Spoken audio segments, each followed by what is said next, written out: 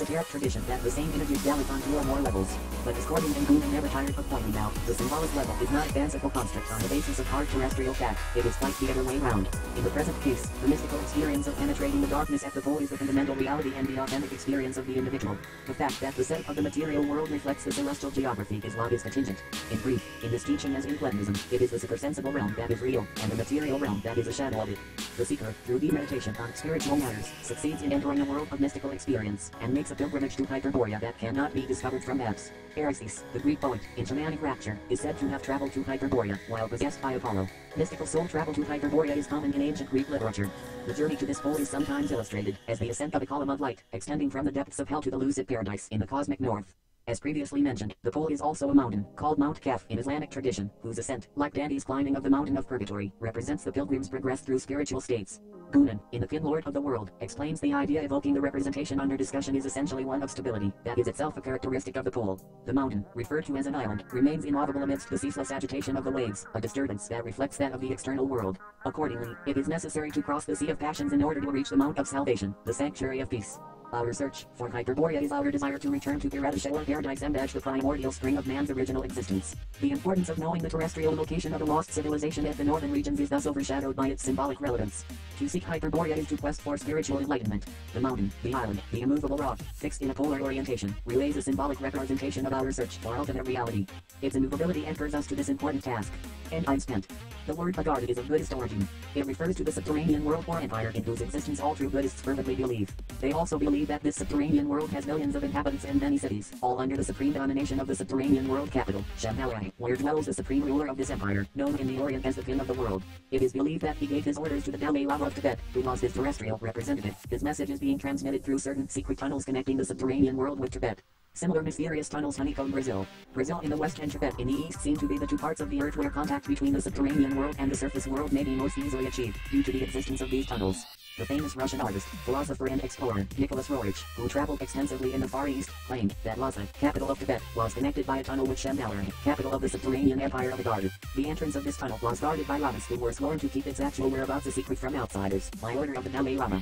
A similar tunnel was believed to connect the secret chambers at the base of the Pyramid of Gizeh with the subterranean world, by which the pharaohs established contact with the gods or supermen of the underworld.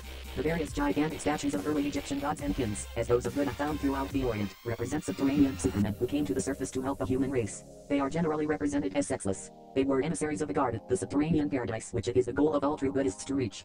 Buddhist traditions state that Garda was first colonized many thousands of years ago, when a holy man led a tribe which disappeared underground. The gypsies are supposed to come from Agard, which explains their restlessness on the earth's surface and their continual travels to regain their lost home. This reminds one of Noah, who was really an Atlantean, who saved a worthy group prior to the coming of the flood that submerged Atlantis. It is believed that he brought this group to the high plateau of Brazil, where they settled in subterranean cities, connected with the surface by tunnels, in order to escape from poisoning by the radioactive fallout produced by the nuclear war the Atlanteans fought, which brought on the flood that submerged their continent.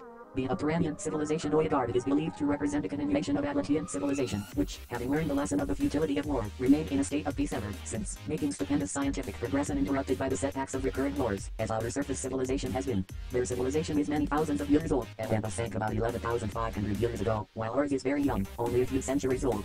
Subterranean scientists are able to wield forces of nature we know nothing about, as demonstrated by their flying saucers, which are operated by a new, unknown source of energy, more subtle than atomic energy. Alcindowski claims that the empire of Agard consists of a network of subterranean cities connected with each other by tunnels through which vehicles pass at tremendous speed, both under land and under the ocean. These people live under the benign reign of a government headed by the King of the World. They represent descendants of the lost continents of Lemuria and Atlantis, as well as the original perfect race of Hyperboreans, the race of gods. During various epochs in history, the Agardian supermen or gods came to the surface to teach the human race and save it from wars, catastrophes and destruction. The coming of the flying saucers soon after the first atomic explosion in Hiroshima represents another such visitation, but in HLS time the gods themselves did not appear among men, but they sent their emissaries. The Indian epic, Ramayana describes Rama as such an emissary from Agard coming on an aerial vehicle, which was probably a flying saucer. A Chinese tradition speaks of divine teachers coming on aerial vehicles. Similarly, the founder of the Inca dynasty, Manco Capac, came the same way. One of the greatest of Agardian teachers in America was Quetzalcoatl, the great prophet of the Mayas and Aztecs and of the Indians of the Americas in general, both in South and North America. That he was a stranger among them, coming from a different race. Atlantean is indicated by his being fair, while they were dark, his being tall, while they were short, his being bearded, while they were beardless. He was reverenced as a savior by the Indians of Mexico, Yucatan and Guatemala long before the coming of the white man. The Aztecs called him God of Abundance and the Morning Star. His name Quetzalcoatl means feathered serpent, meaning a teacher of wisdom, symbolized by the serpent who flies. He was given this name because he came on an aerial vehicle, which appears to have been a flying saucer. He probably came from the subterranean world, because, after he remained some time with the Indians, he mysteriously vanished the same way as he came, and was believed to have returned to the subterranean world from which he came. Quetzalcoatl is described as having been a man of good appearance and grave countenance, with a light skin and beard, and dressed in a long flowing white garment. He was also called Humek, because of his great goodness and continence. He taught the Indians the way of virtue and tried to save them from vice by giving them laws and counsel to restrain them from lust and to practice chastity. He taught pacifism and condemned violence in all forms. He instituted a vegetarian diet, with corn as a principal food, and taught fasting and body hygiene. According to the South American archaeologist, Harold Wilkins, Quetzalcoatl was also the spiritual teacher of the ancient inhabitants of Brazil.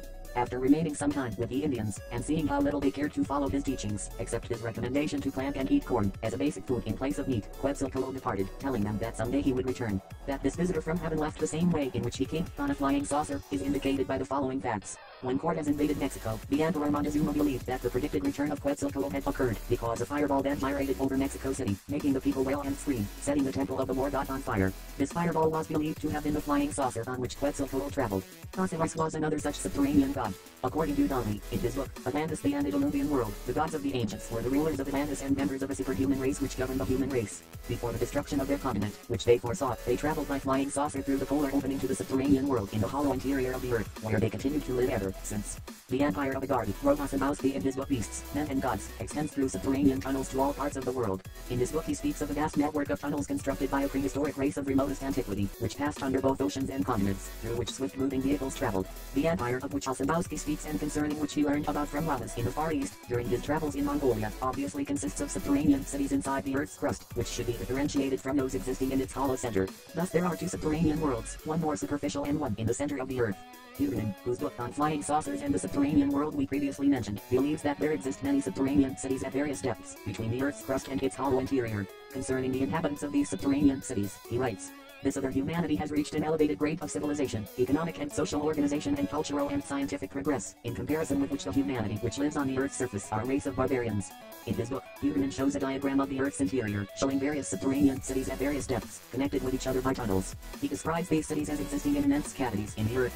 The city of Shambhala, the capital of the subterranean empire, he portrays as existing at the center of the Earth, in its hollow interior, rather than inside its solid crust. Ossimbowski writes, "All the subterranean caverns of America are inhabited by an ancient people who disappeared from the world. These people and the subterranean regions, where they dwell, are under the supreme authority of the king of the world. Both the Atlantic and Pacific Oceans were once the home of vast continents which later became submerged, and their inhabitants found refuge in the subterranean world. The profounder caverns are illuminated by a resplendent light which permits the growing of cereals and other vegetables, and gives the inhabitants a long lifespan free from disease. In this world exists a large population and many tribes." In his book, The Coming Race, Paul Verlaine describes a subterranean civilization far in advance of our own, which existed in a large cavity in the earth, connected with the surface by a tunnel. This immense cavity was illuminated by a strange light which did not require lamps to produce it, but appeared to result from the electrification of the atmosphere. This light supported plant life and enabled the subterranean people to grow their foods. The inhabitants of the utopia, described by Levin, were vegetarians. They had certain apparatuses by which, instead of walking, they flew. They were free from disease and had a perfect social organization so that each received what he needed, without exploitation of one by another.